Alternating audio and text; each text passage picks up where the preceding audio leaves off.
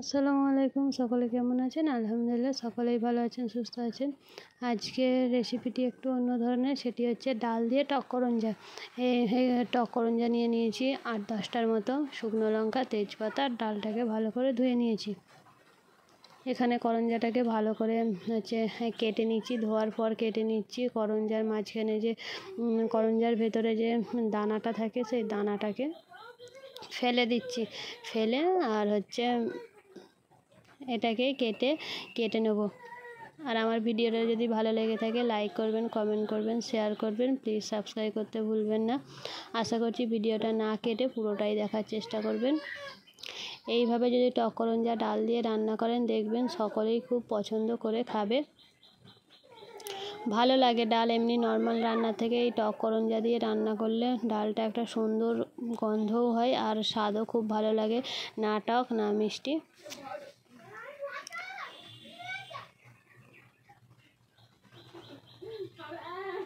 এরপরে ডালটা ভালো করে ধুয়ে নিয়েছি। ধুয়ে উনুনে কড়াইয়ে ডালটা রান্নার জন্য দিয়ে দিয়েছি।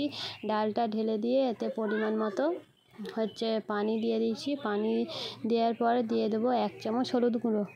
যেহেতু করঞ্জা দিচ্ছি তাই হলুদ গুঁড়োটা একটু বেশি দিতে হবে, তাই 1 চামচ হলুদ গুঁড়ো দিয়ে এবারে ডালটাকে ঢাকনা দিয়ে দেবো, সিদ্ধ হওয়ার জন্য অপেক্ষা করব। কারণ ডালটা অর্ধেক সেদ্ধ হয়ে গেছে, তখন করঞ্জাটা দিয়ে দিচ্ছি। এরপরে করঞ্জাটা দিয়ে ভালো করে নেড়ে নিয়ে ঢাকনা দিয়ে দেবো, চাপা দিয়ে দেবো, যাতে করঞ্জাটাও একটু সেদ্ধ হয়ে যায়। এখানে দেখুন করঞ্জাটা পুরো সেদ্ধ হয়ে ডালের সঙ্গে প্রায় মিশে গেছে, কত সুন্দর ডালের কালারটাও লাগছে। এরপরে এই ডালটাকে ঘেঁটে নেব। করঞ্জাও সেদ্ধ হয়ে গেছে, ডালও সেদ্ধ হয়ে গেছে, তাই ডালটাকে ডাল ঘুটনি দিয়ে ভালো করে ঘেঁটে নেব। তার আগে দিয়ে দিচ্ছি 1 চামচ নুনটা দিয়ে ভালো করে ডালটাকে ঘেঁটে নেব। ডালটা ঘাঁটা হয়ে গেছে, এরপরে দিয়ে দেবো পরিমাণ মতো পানি। খুব ঘনও হবে না আর খুবই পাতলা হবে না, তাই মিডিয়াম মতো পানি দিয়ে দিচ্ছি। পানিটা দিয়ে এরপরে এই ফোটা পর্যন্ত অপেক্ষা করব। ডালটাকে ভালো করে নেড়ে চেড়ে দিচ্ছি। এবার চাপা দিয়ে দেবো, যাতে ডালটা ফুটে যায়। এখানে ডালটা ভালো করে ফুটে গেছে, দেখুন ডালটা ভালো করে ফুটে গেছে। এরপরে ডালটা ফুটে গেছে, একে নামিয়ে নিতে হবে। তাই এখানে আমি ডালটাকে নামিয়ে নিচ্ছি।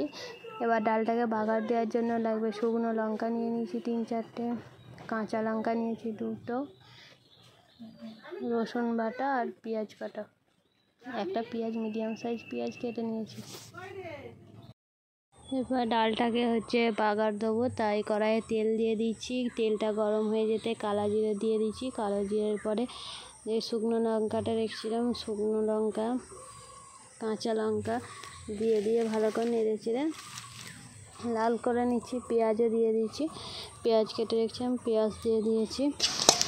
ভালো করে সুন্দরের মতন লাল হয়ে গেছে। এরপরে রসুন দেবো। রসুনটা মেন ইম্পর্টেন্ট, কারণ রসুনটা দিলে খুব সুন্দর সেন্ট হয়, খেতেও ভালো লাগে। তাই এখানে পেঁয়াজ, লঙ্কা, রসুন সব ভালো করে লাল মতো করে নিয়েছি। এবার ডালটা ওই পেঁয়াজ রসুনের মধ্যে ঢেলে দেবো। ডালটা ঢেলে দিয়েছি, ঢেলে দিয়ে ভালো করে একটু নাড়াচাড়া করে নিয়ে 1 মিনিটের মতো নাড়াচাড়া করে নিয়েছি।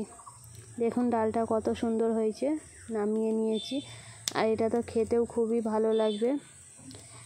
ভিডিওটা কেমন হলো অবশ্যই আপনাদের মতামত জানাবেন। আজকের মতো এই পর্যন্ত, দেখা হবে পরের ভিডিওয়। সবাই ভালো থাকবেন, সুস্থ থাকবেন। আল্লাহ হাফেজ।